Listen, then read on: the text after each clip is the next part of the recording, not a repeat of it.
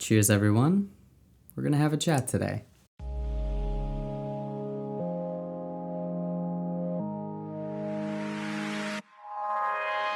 Hey everyone, it's Jeff. I hope you're doing well. So one of y'all on Twitter actually asked me about this, and this is something that I've wanted to talk about for a while, and it's the idea of how I feel now that I've grown my hair out.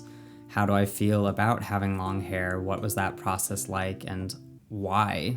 Why did I do that? Because I haven't had a haircut in over a year, and that's weird to me because a year ago I would never have had my hair this long. I would never have gotten to this point because I was always going to have shorter hair, like cut the sides, keep it longer on the top. Like I had the same haircut for many years, and now this is the longest my hair has been since I cut it off for the first time like 6 years ago. Here we are. Part of me feels like it was because that was the only time that I saw myself as attractive. And now with a lot of self-care and just working on accepting myself, I've changed my view on that. And I think that that's wonderful.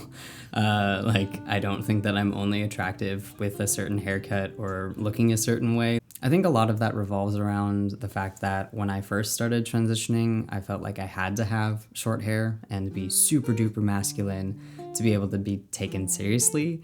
And now I'm kind of just allowing myself to express myself in however I feel and deem fit.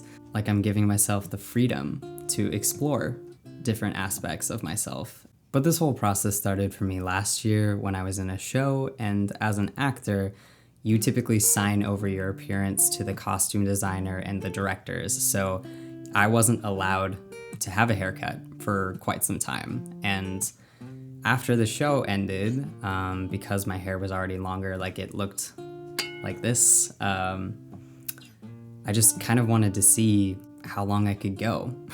Like I wanted to see what my breaking point was before I had to take a scissors and cut this all off myself. And apparently I haven't hit that yet.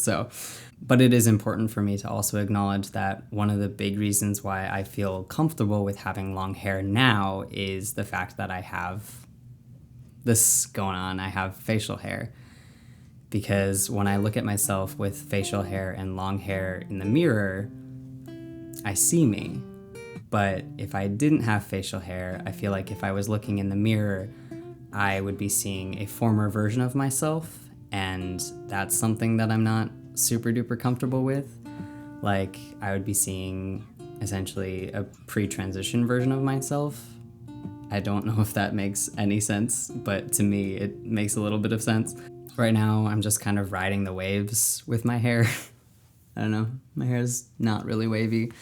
That was a really bad joke, but I'm just taking my time, doing whatever I want to do with my hair, because when I do get my hair cut, it's going to be on my own terms, and heck, that might be pretty soon.